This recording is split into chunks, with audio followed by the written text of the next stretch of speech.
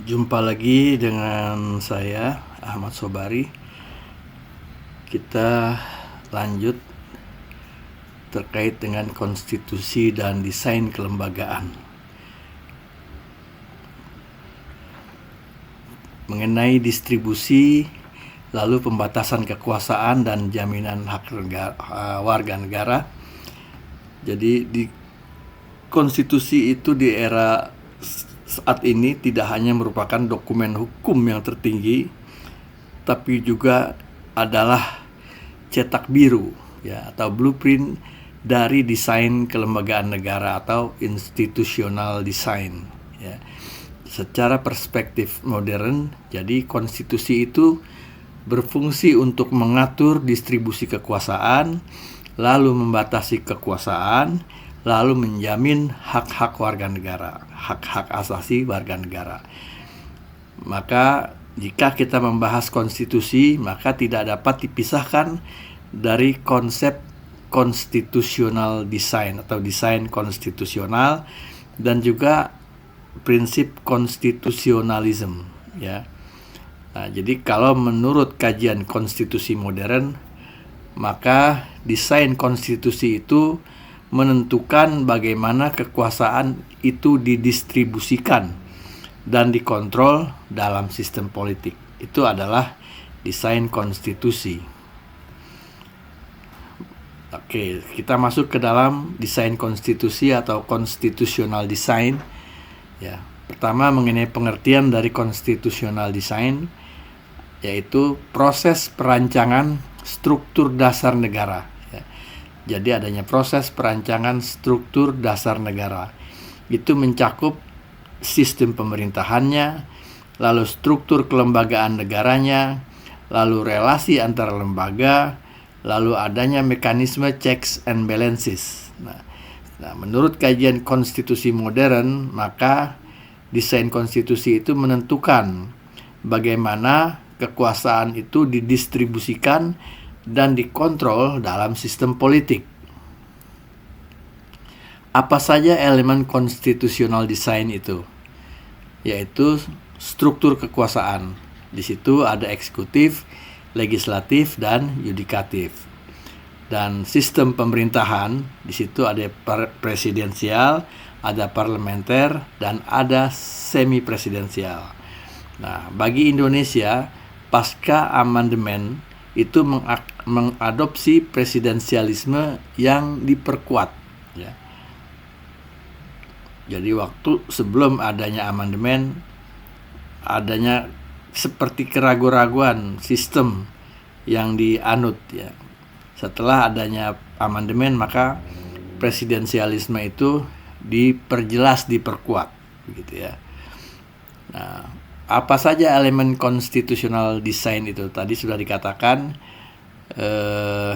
menurut konteks Indonesia ya, ada DPR yang mengawasi presiden, ada Mahkamah Konstitusi yang menguji undang-undang dan beberapa kewenangannya lagi. Lalu ada Mahkamah Agung yang juga berfungsi mengawasi peradilan di bawahnya. Nah, lalu bagaimana dengan distribusi kekuasaan vertikal? Di situ ada sentralisasi dan desentralisasi. Lalu ada otonomi daerah dan tugas pembantuan sebenarnya ya. Jadi elemen-elemen konstitusional design itu adalah mekanisme checks and balances tadi dan juga mengenai distribusi kekuasaan vertikal. Nah, mekanisme ini merupakan pengawasan antar lembaga negara untuk apa? Untuk mencegah abuse of power, kesewenang-wenangan dari penguasa ya, intinya itu. Lalu elemen konstitusional desain yang lain adalah di sini disebutkan tentang tujuan konstitusional desain. Apa sih tujuan dari konstitusional desain itu atau desain konstitusi itu? Yaitu adanya stabilitas politik. Yang kedua, adanya efektivitas pemerintahan. Yang ketiga, perlindungan terhadap hak asasi manusia yang C ya. Yang keempat atau D, adanya pencegahan otoritarianisme yang pernah terjadi di Orde Baru. Sekarang kita masuk kepada konstitusionalisme atau konstitusionalisme, ya. Apa itu konstitusionalisme?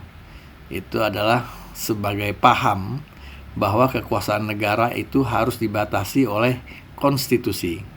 Jadi konsep konstitusionalisme ini menekankan bahwa konstitusi itu bukan hanya sekedar teks isinya, tetapi adalah norma yang hidup, ya.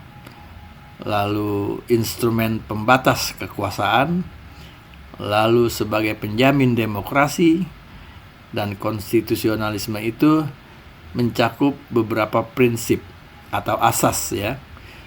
Prinsipal atau asas, yaitu supremasi konstitusi, lalu adanya rule of law atau negara hukum sebenarnya, ya. Lalu ada separation of powers atau pemisahan kekuasaan, dan adanya perlindungan hak asasi manusia. Nah, prinsip-prinsip atau asas-asas tadi yang kita sebut sebagai asas konstitusionalisme itu ada supremasi konstitusi. Jadi konstitusi adalah hukum yang tertinggi, the supreme law of the land, ya. Yang selanjutnya sebagai pembatasan kekuasaan, artinya negara tidak boleh bertindak sewenang-wenang, tidak bisa lagi berkuasa sepanjang seumur hidup, gitu ya. Lalu checks and balances ini mendistribusikan kekuasaan untuk saling mengontrol. Jadi ada distribusi kekuasaan, dan kekuasaan itu harus saling mengontrol, ya. Selanjutnya adalah perlindungan hak asasi manusia. Jadi harus ada warga negara yang dijamin secara konstitusional, ya. Jadi semakin banyak hak asasi manusia yang dijamin di dalam konstitusi, maka perlindungan hak asasi manusianya semakin kuat, gitu ya. Yang selanjutnya adalah independensi peradilan. Nah, lembaga yudikatif itu harus bebas dari intervensi politik, intervensi apapun, ya. Karena lembaga yudikatif ini rawan sekali dan sangat vital.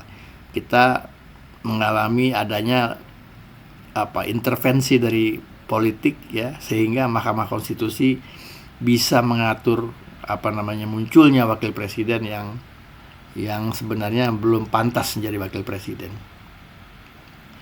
Lalu konstitusionalisme itu adalah living system, ya.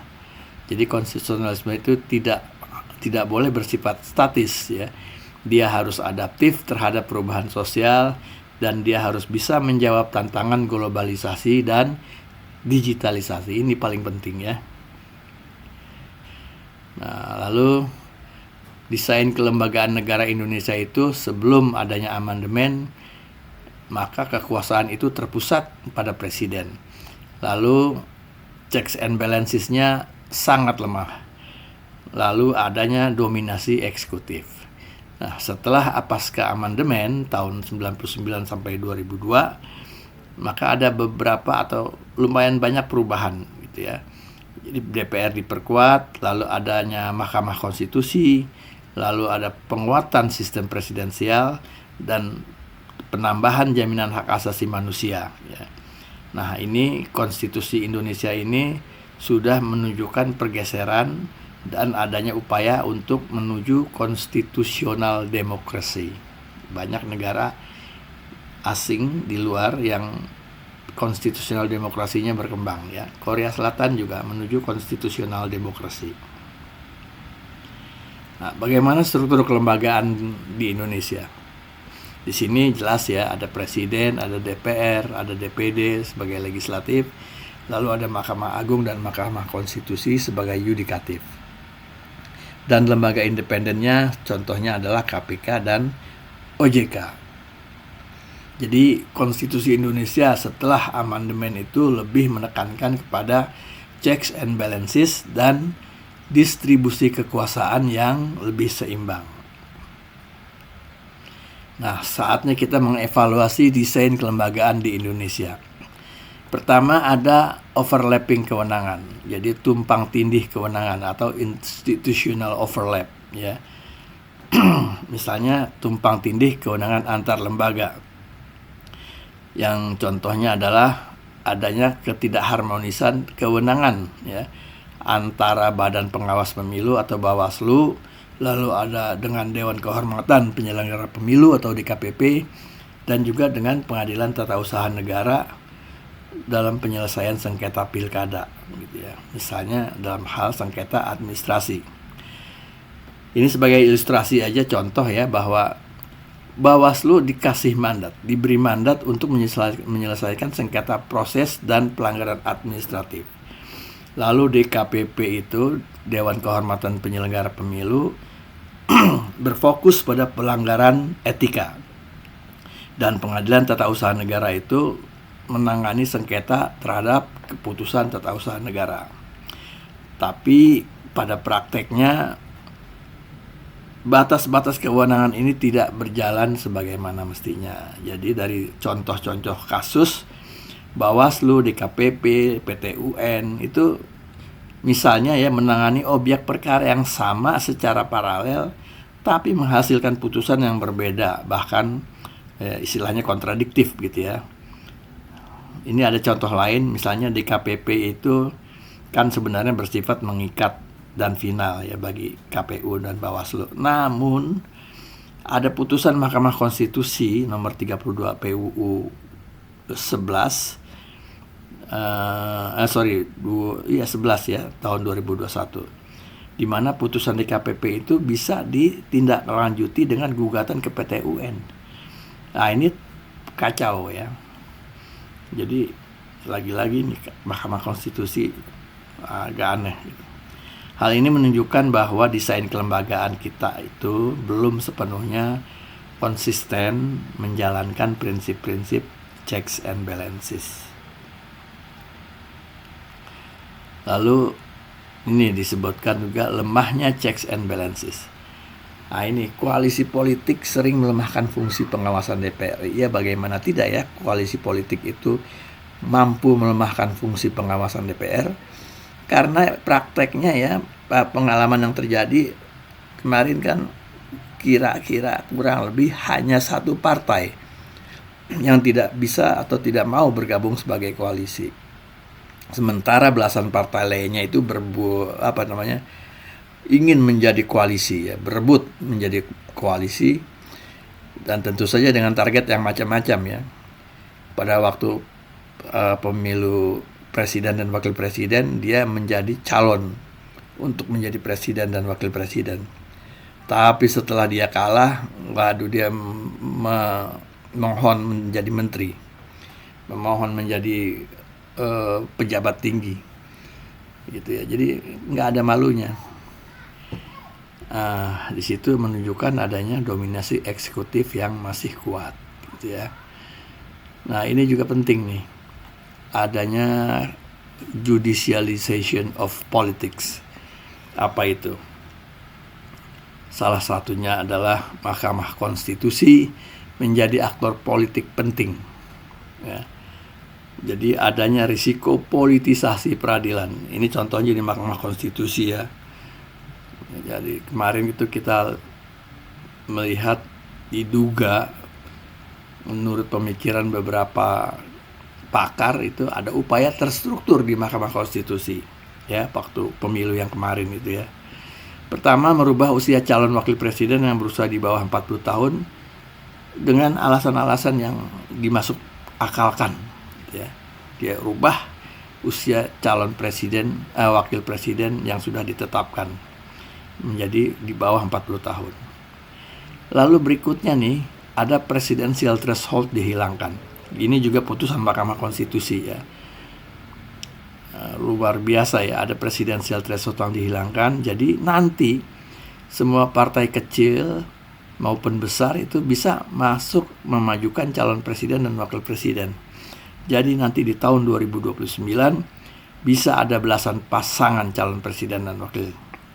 Nah ini apa sih sebenarnya untuk memuluskan calon-calon presiden dan wakil presiden dari partai yang baru dan dari partai yang memang sedikit pendukungnya ya. Dan di partai baru itu dan di partai yang sedikit pendukungnya itu calon-calonnya itu berusia muda. Jadi sudah terbayang ya bahwa presidensial threshold yang dihilangkan itu untuk memuluskan jalan bagi calon-calon presiden dan wakil presiden dari partai baru dan partai yang kecil, itu sedikit pendukung yang memang berusia muda untuk mencalonkan diri jadi presiden dan wakil presiden. Jadi sudah dua hal yang dilakukan oleh MK itu yang seperti ada upaya yang terstruktur ya, merubah usia calon presiden ya, bisa di bawah 40 tahun dengan berbagai alasan, lalu merubah presidential threshold menjadi 0 ya. Nah, itu ada pendapat bahwa semua itu upaya untuk menggiring adanya suksesi pemimpin. Ya, kita tahu lah ya. Nah, bagaimana sih seharusnya arah reformasi dari desain kelembagaan Indonesia itu? Tentunya harus ada penyederhanaan lembaga negara ya, supaya tidak duplikasi, mubazir, buang-buang biaya gitu ya, tidak ada kerjaannya gitu ya. Jadi jangan sampai ada duplikasi fungsi. Lalu harus ada penguatan sistem checks and balances. DPR itu harus direformasi atau direvolusi ya, supaya benar-benar tidak terjadi ketimpangan di mana koalisi itu bisa 99% ya. Di negara maju itu nggak mau partai-partai itu seluruhnya ingin jadi berkoalisi mendapatkan jabatan ya. Beda memang Indonesia agak aneh. Nah, lalu ada penguatan independensi dari peradilan. Peradilan kita jelas kembali kepada Mahkamah Konstitusi ya. Itu seperti tidak independen waktu itu ya. Dan penguatan peradilan di bawah Mahkamah Agung juga ya, harus ada reformasi mental ya, karena mentalnya masih kurang kuat terhadap godaan suap ya. Lalu bagaimana harus ada redesign antara pusat dan daerah. Jadi hubungan pusat dan daerah harus didesain ulang ya, supaya desentralisasi itu benar-benar efektif. Tugas pembantuan juga efektif. Para pejabat di daerah itu tidak lagi bingung gitu ya. Nah, lalu harus ada penguatan constitutional culture, budaya konstitusi. Ya, peningkatan pendidikan konstitusi baik di tahap dari mulai SLTA, SLTP sampai ke bangku kuliah gitu ya. Karena terasa kurang sekali kesadaran untuk memahami konstitusi dan menjalankan isi konstitusi itu secara benar. Lalu harus ada etika kekuasaan yang direformasi, diperkuat ya. Karena kita lihat sepertinya kekuasaan itu tidak beretika, tidak punya etika mungkin. Demikian pertemuan kita kali ini, sampai jumpa di pertemuan berikutnya. Terima kasih.